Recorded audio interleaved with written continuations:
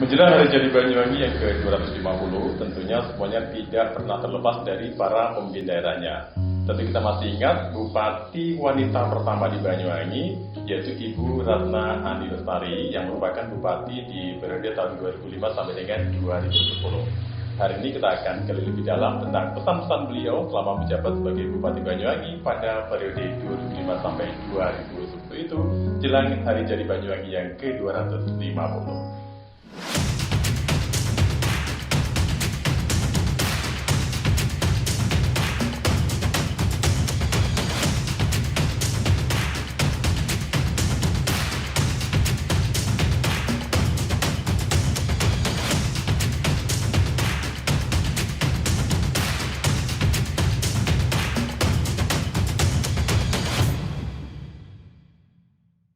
Baik pemirsa, sudah hadir di samping saya Bupati pertama atau Bupati wanita pertama Banyuwangi periode 2005 sampai dengan 2010. Langsung saya sapa. Assalamualaikum, apa kabar Ibu? Waalaikumsalam, alhamdulillah sehat. Kabar baik ya? Alhamdulillah. Sehat ya, setelah sekian lama kita nggak pernah ketemu, akhirnya hari ini jelang hari jadi Banyuwangi yang ke-250 kita punya momen spesial nih dengan Ibu ya. Yeah. Kita juga pengen tahu seperti apa dan bagaimana tentang keseharian juga nih seorang bupati pada periode 2005-2010 di hari-hari ini. Yeah. Kalau saat ini kegiatan Ibu sehari-hari apa saja ini Bu? Selama sebelum COVID saya ngajar, ngajar di saya di Wijaya Kusuma. Begitu. Ya, tapi saya juga ngajar di Unisma di S2 Ekonomi. Kalau di Wijaya Kusuma saya master ilmu politik. Begitu ya. Kita juga ingin tahu lebih banyak Bu ya di masa kepemimpinan Ibu sewaktu menjadi Bupati Banyuwangi periode 2005 sampai dengan 2010 ya. Ini ada beberapa yang ingin kita ketahui sih, di antaranya adalah tentang konsep pembangunan pada masa Ibu dulu waktu menjabat Bupati Banyuwangi itu seperti apa sih? Ya, kita waktu itu memenangkan pilkada ini dengan visi misi kita adalah pendidikan kesehatan gratis. Karena kita tahu itu adalah kebutuhan dasar daripada masyarakat sebagaimana diatur di undang-undang adalah pendidikan kesehatan. Alhamdulillah janji politik itu kita bisa buktikan dan kita bisa realisasikan sampai negeri swasta. Dan kalau pemerintah pusat mewajibkan wajib belajar 9 tahun, waktu itu kita sudah mewajibkan belajar sudah 12 tahun. 12 tahun ya. Jadi kebanggaan kita adalah walaupun kami didukung oleh partai non parlemen, anggap kami tidak ada dukungan dari legislatif, tapi kami bisa melewati itu semua dengan bisa mewujudkan janji politik kami sampai bisa berjalan membebaskan pendidikan dan kesehatan. Kalau tantangan di awal-awal ketika merealisasikan itu apa saja sih Bu? Namanya kita berangkat dari partai non parlemen, tidak ada dukungan partai. Tentu saja gesekan dengan legislatif pasti ada. Dan lawan pilkada saya semua ada di DPRD, ketua. Pimpinan Dewan tiga-tiganya adalah lawan politik kita pada saat maju pilkada. Jadi apa yang kita gulirkan, apa yang kita perjuangkan, tentu saja banyak sekali tantangan-tantangan mereka untuk bisa menghambat dan sebagainya. Terutama kita tidak ada partai pendukung. Tapi setelah setahun kita diakomodir oleh Bu Mega bahwa saya dianggap sebagai kader PDIP. PDIP mendukung kita, ada di belakang kita. Jadi setiap program alhamdulillah bisa berjalan sebagaimana RPJMD kita. Begitu ya, itu dalam 5 tahun itu Bu ya. Tapi kalau mungkin masih ingat Bu, yang paling berat dalam awal-awal kepemimpinan itu apa sih Bu? Tentu saja karena kita tidak didukung oleh partai besar. Kita partai buruh waktu istilahnya ya. Lawan politik saya pimpinan dewan.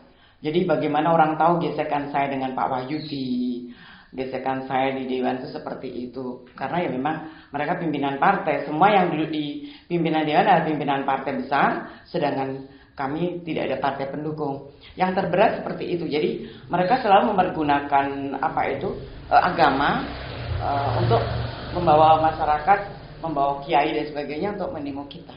Begitu ya. Mungkin kalau kita tarik ke belakang sedikit Bu ya, dulu ketika awal mau maju sebagai Bupati Banyuwangi itu persiapannya kita kan juga ingin tahu Bu ya, seperti apa waktu itu? Ya, memang waktu itu kita berpikirnya adalah bagaimana kita berjuang meyakinkan bahwa Banyuwangi bisa merasakan bagaimana kemudahan-kemudahan dari sisi pendidikan dan kesehatan. Walaupun lawan saya waktu itu Manasik saja 2, ketua dewan 3. Mereka mengatakan tidak mungkin. Kita bisa yakinkan mereka bahwa kita bisa memperjuangkan. Waktu itu kita bicara pendidikan kesehatan gratis ya. Kita berusaha untuk meyakinkan pemilih itu yang bisa kita lakukan untuk Banyuwangi, dan alhamdulillah bisa berjalan dan masyarakat percaya, dan kita memenangkan suara hampir 49%. Dan dari 24 kecamatan saya memenangkan 21 kecamatan dengan pendatang baru, wajah baru. Itu luar biasa kebanggaan ya. Dan memang beratnya ada pada sisi-sisi politik, komunikasi politik. Karena lawan saya adalah mereka pimpinan dewan dan pimpinan partai. Disitulah beratnya kita menghadapi tekanan-tekanan politik seperti itu. Gitu ya. Kemudian kalau semasa kepemimpinan Ibu ya, itu capaian untuk Banyuwangi apa saja sih yang sudah diraih dalam 5 tahun Ibu menjabat sebagai Bupati Banyuwangi? Ya, terutama kita bisa mendapat penghargaan dari Presiden bahwa kalau pusat itu anggaran untuk pendidikannya minimal 20%. 20% sudah dengan gaji. Kita di Banyuwangi itu 20% di luar gaji. 20% di luar gaji. Di luar gaji. Jadi lebih daripada 20% yang kita anggarkan. Kedua adalah bagaimana kesehatan yang kemarin bisa berat dan mahal. Ke depannya kita berpikir bagaimana kesehatan itu menjadi prioritas untuk mereka. Siapa saja bisa merasakan itu. Kemarin bagian daripada karcis di puskesmas menjadi sumber pendapatan daerah. Pada saat kita menjabat, karcis kita hilangkan, tambah kita gratiskan. Jadi sumber pendapatan yang dari masyarakat, menekan masyarakat, kita hilangkan. Begitu. Itu nggak menjadi suatu mohon maaf, mungkin bisa dikatakan konflik atau polemik, gitu nggak? Iya, tentu saja dari sisi DPR, terutama sekali lagi lawan saya memang waktu pilkada, pimpinan dewan menganggap itu peluang kita untuk mendapat simpati rakyat kan. Tapi kita yakinkan bahwa APBD kalau dikelola dengan baik, insya Allah masyarakat bisa merasakan manfaat dan hikmahnya dari semua. Gitu ya, jadi ada hal tertentu Bu ya, yang yang membuat Ibu harus strong gitu ya. Tekanan itu yang menjadikan kita inovasi. Gitu. Inovasi bagaimana kita mencari muka di rakyat, bagaimana mencari hati rakyat dengan APBD yang dikelola oleh kita untuk sepenuhnya bisa berpihak pada rakyat. Jadi tekanan-tekanan itu yang menjadikan kita bukan hanya kuat, makin berpikir apa yang bisa kita berikan buat rakyat biar tidak terpancing dengan gerakan politik, biar mereka tidak terpancing dengan situasi politik. Begitu ya. Sebenarnya kalau dari awal ketika mencalonkan diri Bu ya, itu prediksinya tuh mungkin punya prediksi berapa persen sih dapat suara gitu kalau dilihat dari lawan-lawannya gitu Bu? Ya, kalau melihat kita kampanye pertama, pendukung saya sudah sampai Sobo tidak bisa masuk ke lapangan Belambangan. Kita berpikir insya Allah kita memenangkan 30% waktu itu. 30%. Ya, walaupun orang meragukan karena saya ini kan kuda hitam dari semua tokoh, 3 pimpinan dewan, 2 mantan sekda. Jadi bagi saya ini dianggap kuda hitam ya. Tapi setelah saya kampanye pertama, masa saya tidak bisa masuk sampai Belambangan, almarhum Pak Samsudin menunjukkan dukungannya kepada kita. Jadi akhirnya dapat suara hampir 60% tadi Bu ya? Enggak, 49 dari 5 calon. Dari 5 calon dapat, berarti hampir setengah itu ya? Iya, gitu. Tentu saja ini satu yang di luar dugaan ya? Iya, dari 24 kecamatan kita 21 kecamatan menang. Kemudian reaksi dari para pendukung Ibu waktu itu ketika ternyata mendapat suara di luar prediksi bagaimana itu? Ya, luar biasa lah mereka, dan tentu saja simpatisan itu sampai hari ini mereka masih ada, masih melekat. Karena apa? Nggak taunya dalam perjalanan itu Allah memberikan kita kemudahan. Janji politik kita tuh dimudahkan, bisa terwujud, diberikan pada masyarakat. Walaupun tekanan politik luar biasa, tapi alhamdulillah semua janji politik bisa terwujud. Bisa terwujud ya. Ya. Kemudian kalau dari secara pribadi ya, di dalam menghadapi tekanan politik itu antara pekerjaan di rumah sama pekerjaan di kantor pasti kan ada ya. Itu terbawa nggak sih seperti itu? Terbawa, tentu saja sebagai perempuan terbawa ya. Ada saat-saat kita stres, ada di saat-saat di mana kita itu juga lelah sekali, dan ingin bagaimana kita sebagai perempuan, ingin sebagai perempuan biasalah, tidak usah dengan beban jabatan ya. Inginlah saat seperti itu pasti ada. Tapi dalam kondisi seperti itu kita kembali lagi. Kalau kita tinggalkan itu, yang menunggu beban untuk pekerjaan lagi itu banyak. Jadi biasanya saya menghibur dirinya, saya tidak ke kantor, saya lebih banyak di masyarakat, di pasar, di kebun, juga di pantai-pantai, di pesisir pantai, komunikasi dengan masyarakat seperti itu. Itu apakah juga termasuk cara untuk relaksasi Bu ya? apa? Untuk merelaksasi diri. Iya, merelaksasi sekalian saya tahu apa sih yang dibutuhkan masyarakat saya. Karena kalau saya di pendopo di Pemda dicari wartawan, dipancing-pancing, nggak selesai-selesai nanti konfliknya. Jadi saya larinya kunjungan kerja di masyarakat. Nah, Ibu masih ingat Bu, janji politik yang paling disambut baik oleh rakyat apa sih Bu? Pendidikan gratis. Pendidikan gratis ya. Ya. Kalau antusias itu bukan cuma di masyarakat saja tentunya ya. Kalau dari pendidik sendiri, Ya, pendidik memang waktu itu sempat ada perlawanan ya. Karena bagaimanapun biasanya mereka memungut dan sebagainya, tapi mereka kita berikan ada tambahan tunjangan. Untuk mereka yang jauh ada tunjangan kejauhan, kesulitan dan sebagainya. Dan kita yakinkan gratis itu bukan berarti tidak ada campur tangan Pemda. Jadi kebutuhan pembangunan gedung dan sebagainya pemerintah yang menyiapkan. Begitu ya. Ya. Oke, ini memang sesuatu yang sangat menyenangkan Bu ya. Kemudian ketika Ibu terpilih menjadi Bupati Banyuwangi, apalagi Bupati wanita pertama di Banyuwangi, itu rasanya gimana? Ya, kita berpikir itu ujian ataukah ini adalah sebuah tantangan ya gitu ya. Dalam kondisi Banyuwangi yang besar 24 kecamatan, saya tidak kenal siapa. Saya datang dari Bali ke sini hanya untuk menyalonkan dukungan saya dari pendukung-pendukung PDIP kebetulan. Begitu ya. Walaupun saya bukan orang partai politik, tapi semua pendukung saya orang PDIP, pengurus PDIP, yang akhirnya mereka banyak dipecat karena PDIP sendiri punya calon yang direkom oleh Bu Megawati. Begitu ya. Oke. Bu, nanti kita akan gali lebih banyak lagi tentang kepemimpinan Ibu selama periode 2005 sampai 2010 ya. Pemirsa jangan kemana-mana, tetaplah di Dialog Nasional.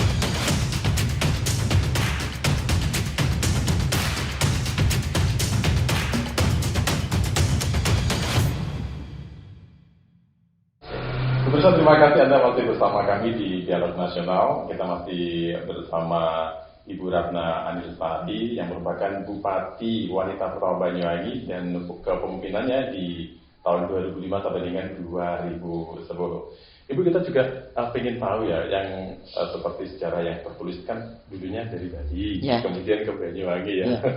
Itu melihat perbedaan antara Bali dengan Banyuwangi seperti apa itu? Ya, kondisinya kan yang dilihat waktu itu suami saya memimpin Jembrana, Bupati Jembrana dengan 3 kecamatan ya. Saat kita ke Banyuwangi dengan 24 kecamatan, satu sisi di Jembrana itu menjadi percontohan nasional. Jadi kalau kabupaten di Indonesia 365 itu, yang datang ke Jembrana kabupaten itu 400 berapa. Berarti ada beberapa kabupaten udah datang beberapa kali ke Jembrana. Jadi iya, studi banding. Nah, kalau kita bukan mengcopy paste, bagaimana mengambil program-program yang menjadi percontohan nasional kan tidak masalah. Tapi di sini kan ditentang kita, dianggap copy paste Jembrana, dianggap sebagai bonekanya Winase dan sebagainya. Itu yang berat kita, bagaimana meyakinkan ke dalam, ke staf-staf kita di dalam kepala dinas bahwa kita berjalan berdasarkan situasi mereka. Jadi tidak harus sama persis dengan Jembrana, tapi bagaimana kita berjalan sesuai dengan kebutuhan di Banyuwangi. Seperti pendidikan.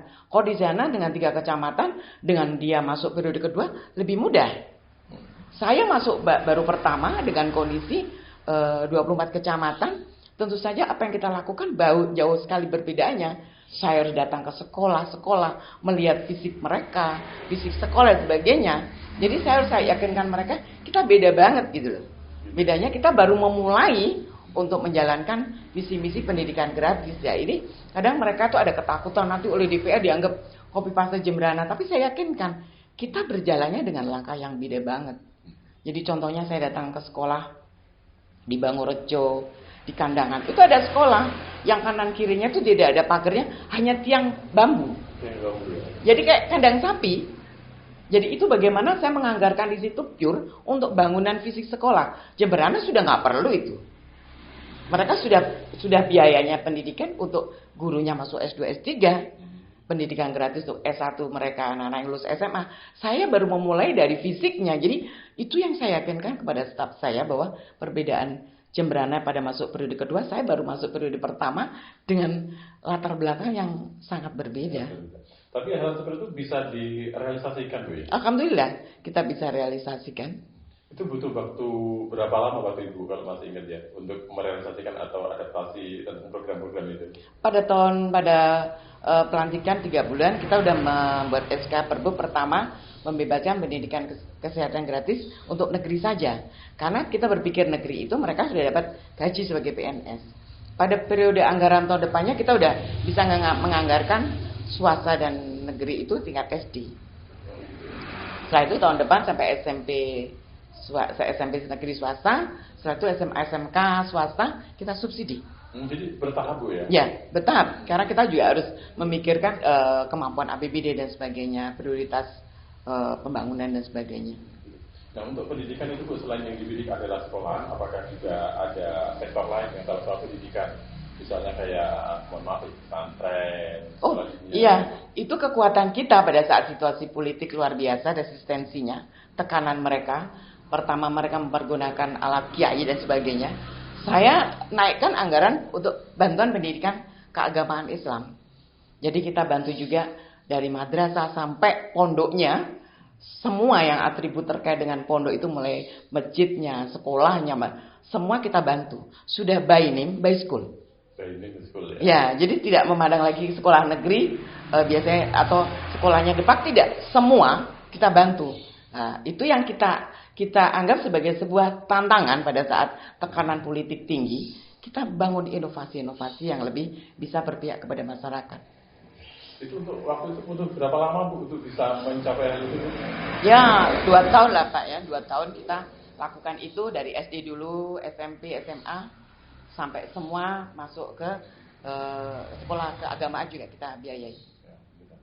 Ini kalau melihat proses ya dari Ibu yang dari awal kemudian menjadi bupati wanita pertama, tentu ada hal kan atau sesuatu yang sangat berkesan. Masih enggak sih? Apa sih yang paling berkesan di masa kepemimpinan Ibu antara 2005 sampai dengan 2010 itu? Ya, kebersamaan kita dengan Muspida.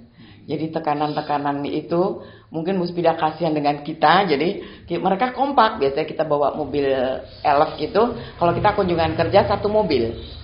Ya, kita bersama-sama bagaimana Muspida mendukung kita untuk bisa dekat dengan masyarakat, untuk bisa membangun Banyuwangi setiap gejolak. Contohnya gejolak di kebun, kita ajak Kapolres datang main sepak bola, selesai permasalahan di kebun terkait konflik mereka. Jadi dukungan Muspida itu luar biasa kepada kita.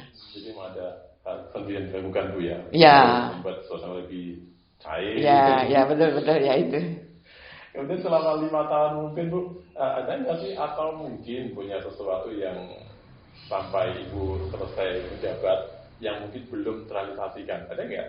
Ya, kalau belum terrealisasikan itu saya nggak tahu pasti, tapi saya pernah bilang ke Pak Asnan pada di Kemiren itu, Pak, ini kan ada seblang, coba dibuatkan perdes dulu. Bagaimana, kenapa jariknya itu warnanya itu? Kenapa harus muncul atribut ayam dan sebagainya? Saya minta mereka tuh detail untuk bisa membuat perdes, akhirnya menjadi buku. Seperti itu, tidak tahu sudah dilakukan atau belum. Terus kedua, kita waktu itu membangun Poltek. Poltek itu pikiran saya adalah betul-betul mengangkat SDM dan SDE Banyuwangi. Bagaimana masyarakat itu terutama generasi muda tidak menjadi petani yang petani yang tradisional, termasuk pelaut-pelaut yang tidak tradisional. Tapi bagaimana mereka punya skill di Poltek, kita biayai, ada subsidi pemerintah. Kita juga siapkan teknologi tepat gunanya. Seperti mereka anak-anak itu bisa melayar tengah laut, kita siapkan cold storage-nya untuk mereka. Jadi semua dengan teknologi tepat guna, yaitu teknologi yang canggih. Jangan kita kalah dengan Cina. Mereka berani ke laut lepas karena menang dengan alat dan sebagainya, pengalaman. Lah kita semua adalah nelayan tradisional. Nah, saya inginkan Politeknik itu bisa membangun SDM dan SDA ini untuk bisa lebih modern lah mereka berpikir, bahwa mereka tidak malu menjadi petani, tidak malu jadi nelayan dengan skill yang ada di Poltek. Tentu saja di sini pemerintah harus hadir. Ada subsidi biaya untuk anak-anak nelayan yang tidak mampu, ada subsidi untuk anak-anak petani yang tidak mampu. Ada juga bantuan teknologi-teknologi kepada Poltek agar mereka pada saat turun lapangan, anak-anak ini sudah siap untuk bekerja mengolah sumber daya alam ini gitu. Jadi pemerintah harus hadir di Poltek ini. Tapi sampai ini nggak taunya juga yang sekolah di Poltek bukan hanya anak Banyuwangi, tapi lebih banyak dari luar Banyuwangi. Itu kalau Ibu melihat sekarang Bu ya. Sekarang apakah Poltek juga seperti itu atau ada pandangan lain yang Ibu ketahui? Yang lihat sudah komersial banget ya. Jadi bagaimana mengangkat sumber daya alam dan sumber daya manusia di Banyuwangi tidak tersentuh. Kemudian kalau kita ngomong tentang tadi program untuk nelayan atau petani Bu ya, itu sebelumnya memang ada dalam program Ibu atau itu muncul ketika Ibu sudah menjadi seorang bupati? Ya, kita itu muncul saat kita sering sadari, saat ada tekanan-tekanan, ada resistensi muncul, ada demo muncul. Biasanya saya itu kalau sekarang Jokowi istilahnya belusukan ya. Kalau waktu itu saya sudah melakukan itu. Tapi belum dikenal belusukan ya. Kita ngobrol dengan nelayan, ngobrol di kebun, ngobrol di pasar, apa kebutuhan mereka dan sebagainya. Dari situ saya melihat bahwa mereka itu semua adalah nelayan tradisional yang mereka tergantung dengan bos-bos besar. Padahal potensi perikanan kelautan Banyuwangi kan luar biasa. Jadi waktu itu munculnya ada seperti kita kebetulan diberi kepercayaan oleh Dikti untuk membangun Poltek. Alhamdulillah pikiran saya waktu itu semua yang terkait potensi itu bisa terakomodir gitu. Pernah nggak Bu sakit hati ya, ini ngomong sakit hati ya, misalnya ketika ada orang yang kurang pro atau bisa dikatakan demo lah, pernah nggak Ibu ngalamin sakit hati? Pastilah, sebagai manusia saya pasti ada sakit hati ya. Namanya perempuan itu kan mainnya perasaan ya. Kadang logika nggak jalan ya. Kadang saya itu berpikir apa yang saya cari di Banyuwangi. Sedangkan saya di Bali sudah cukup ya. Sampai saya bupati, saya istri bupati kan gitu ya. Pasti ada saat seperti itu bagaimana sebagai perempuan dalam posisi yang bagaimana nolongso, sedih dan sebagainya itu pasti ada. Ingat nggak demo yang paling apa ya? Menurut paling tidak enak lah. Ingat nggak itu momennya tahun di keberapa itu pemimpin? Pada saat terakhir saya mau selesai demo PGRI dan itu Wahyudi ke saya akan lawan saya Pak Wahyudi kan memang waktu itu Insinyur Wahyudi mantan ketua Dewan minta saya keluar. Tapi ada yang bilang saya jangan keluar. Nanti di situ disiapkan pengunduran diri seperti zamannya Pak Purnomo Sidik. Jadi saya akhirnya berpikir di satu sisi Pak Wahyudi bilang udah keluar aja nanti saya temani. Tapi di satu sisi informasi dari intelijen nggak usah. Nanti dimaksa di situ. Dibuat pemaksaan untuk pengunduran diri sebagaimana waktu zamannya Pak Purnomo Sidik. Ya akhirnya dari itu saya tidak keluar, saya tambah kembali lagi saya pasti ke masyarakat.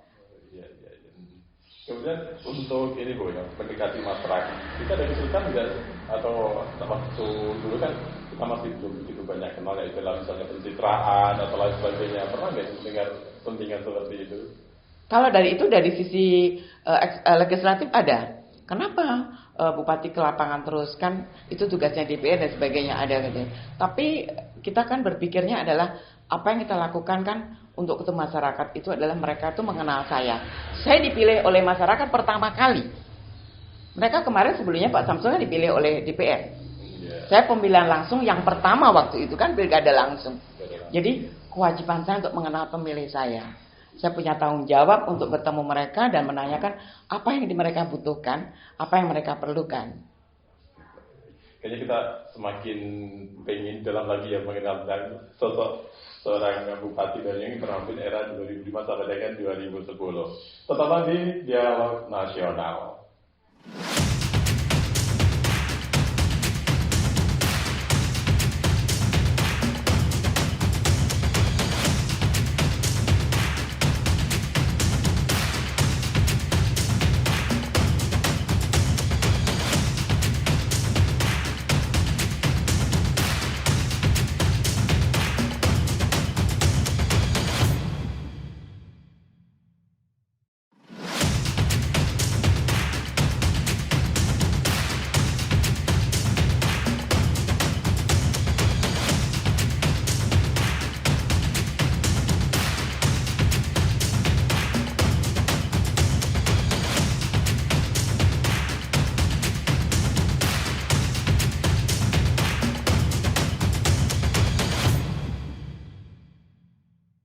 Anda masih bersama kami di Dialog Nasional dan kita masih bersama dengan Bupati Banyuwangi di periode 2005 sampai dengan 2010, Ibu Ratna Anistari, Bu ya. Kita ingin tanya lebih detail, Bu ya, tentang beberapa program atau mungkin yang semasa Ibu memimpin diinginkan, tapi sampai sekarang itu masih belum terwujud. Tadi Mas kita sentuh tadi, kita pengen tahu lebih detail lagi seperti apa itu. Ya, sekali lagi potensi Banyuwangi itu pertanian dan kelautan ya, perikanan kelautan. Itu yang sampai hari ini terlihat belum kelihatan sekali keperbiakannya ya Pak ya. Jadi bagaimana dalam situasi wabah pandemi ini sebetulnya kita kembali lagi kepada masyarakat petani untuk bagaimana mereka itu ada campur tangan pemerintah untuk bisa mengoptimalkan sumber daya alam, sekali lagi pertanian itu, dan sumber daya manusianya petani itu. Bagaimana pemerintah itu ada di saat seperti ini. Jadi hasil-hasil produksi petani itu bisa mereka olah di tempat, bisa kembali ke kota dengan menjadi sebuah produk yang bisa dipergunakan masyarakat kota, tidak sampai harus keluar dari Banyuwangi. Jadi sekarang yang beredar itu adalah produk-produk pabrikan kan? Yeah. Kalau sudah produk pabrikan, tentu saja yang berjaya pengusaha besar ya Pak ya.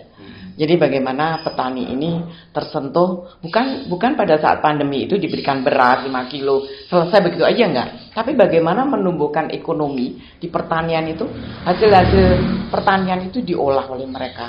Seperti contohnya buah naga, itu bisa diproduksi massal untuk dibentuk tepung.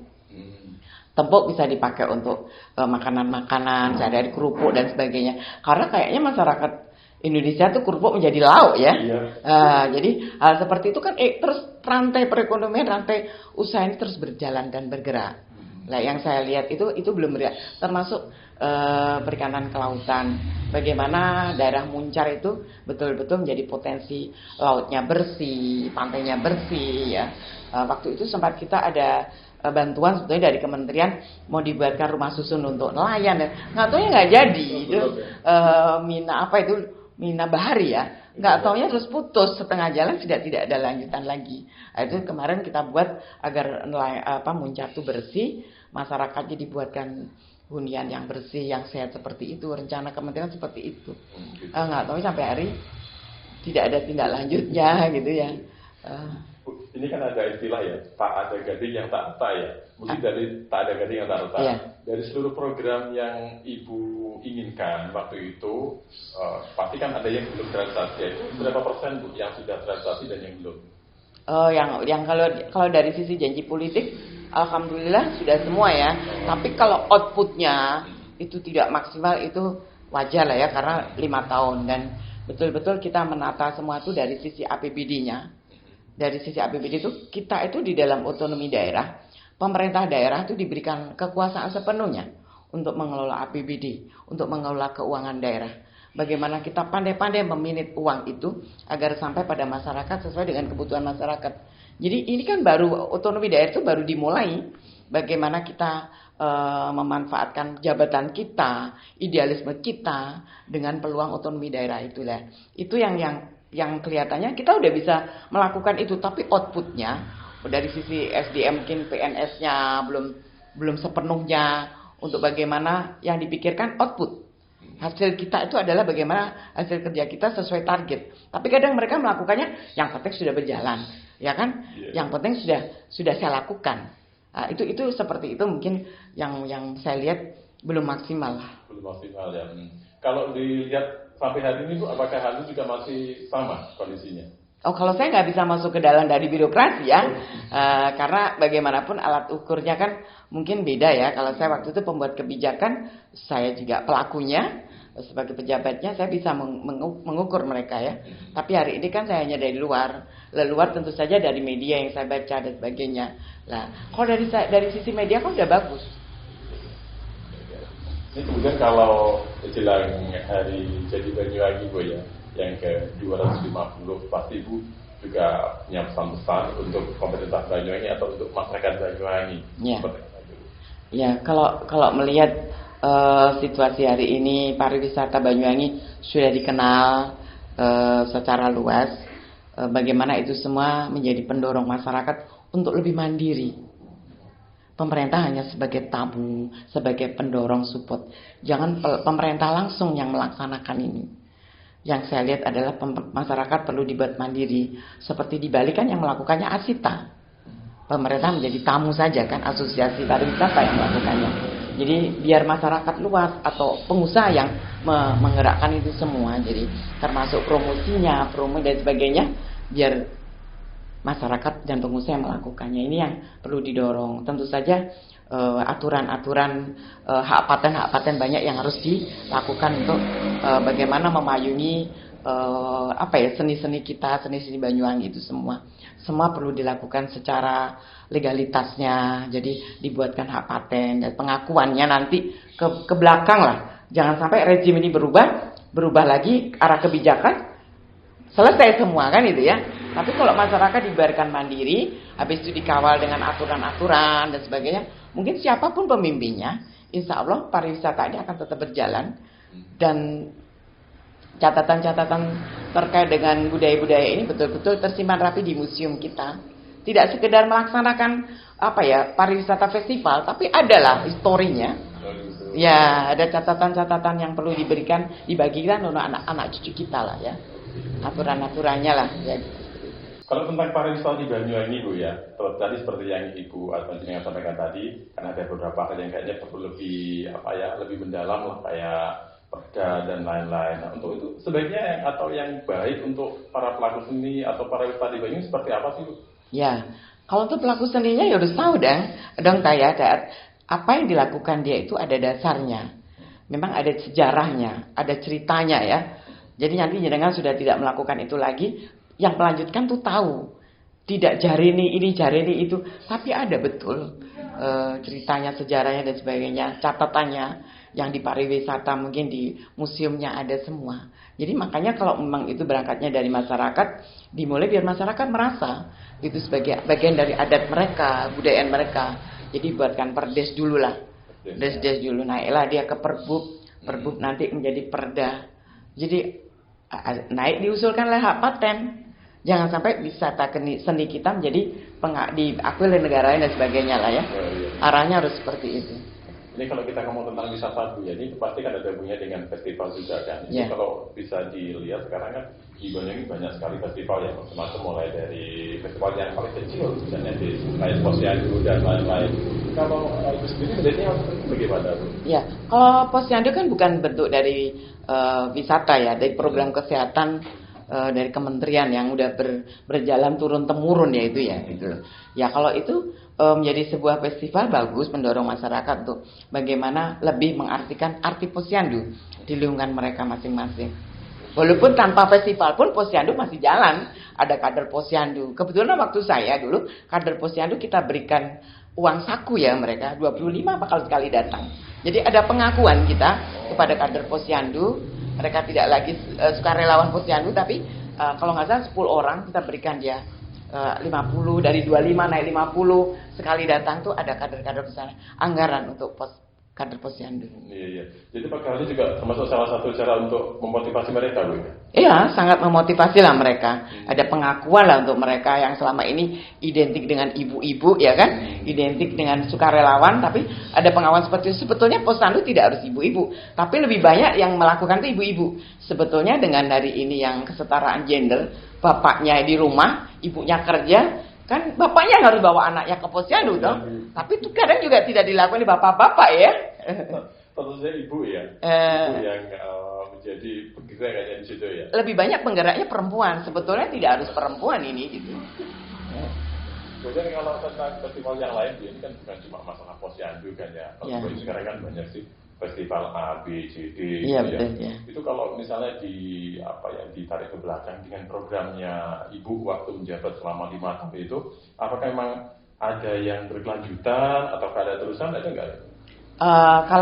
Kalau terkait berkelanjutan kita kayaknya sistem keuangan seperti itu yang kita inikan berkelanjutan karena memang pada sisi visi misi kita beda, RPJMD juga beda, kayaknya tidak yang karena setelah saya berhenti pendidikan juga bayar tambah bersaing, mereka membayarannya makin mahal katanya sekarang. Yang dilanjutkan kayaknya belum ada, tapi pariwisata ini menjadi sebuah terobosan pengganti saya Yang perlu adalah setelah 2 periode, seharusnya pada saat festival ini sudah pure menjadi kegiatan masyarakat, menjadi inovasi masyarakat, sudah menjadi keinginan masyarakat pure, termasuk pendampingan oleh pengusaha. Dengan begitu, pemerintah sekali lagi hanya menjadi penonton, hanya jadi tamu dalam ajang-ajang seperti ini. Jadi masih ada apa itu ya? Penyanyi pemerintah dengan masyarakat. Iya, masyarakat harus dibuat mandiri. Jadi saya bilang tadi, siapapun pejabatnya, siapapun pemimpinnya, siapapun bupatinya, ini akan menjadi rutinitas bagi masyarakat gitu. Karena tumbuhnya memang dari masyarakat. Gitu. Jadi di sini kayaknya kita dapat tahu ya bahwa kayaknya masyarakat tetap menjadi penggerak utama di dalam majunya baik pariwisata maupun perekonomian di Banyuwangi ya. Iya, hari ini masyarakat bukan objek. Sekarang masyarakat adalah subjek daripada pembangunan. Jadi jangan jadi masyarakat yang mana, tapi mereka adalah subjek dari tujuan setiap pembangunan. Ibu pernah nggak sih Ibu mengalami misalnya itu kalau masyarakat mengalami sesuatu yang kurang puas gitu ya, pasti yang disalahkan adalah pemerintah, apalagi Ibu sebagai pemimpin. Kalau hal seperti itu, Ibu menyikapinya gimana Bu? Ya, setiap kali ada larangan pasti ada perlawanan. Pada saat kita melarang baru saat ada carikan jalan keluar. Kalau mengatakan tidak, yang iya seperti apa? Jadi harus ada komunikasi. Kalau tidak di sini, bolehnya di mana? Jadi harus mereka dibangun jalan untuk komunikasi dan dicarikan jalan keluar. Tidak bicara tidak, pokoknya tidak, nggak bisa gitu ya. Baik, nanti kita juga akan menggali lebih dalam lagi Bu ya. Ada beberapa yang kita juga ingin ketahui ya dari seorang Ibu Ratna Ani Lestari. Tetap bersama kami di Dialog Nasional.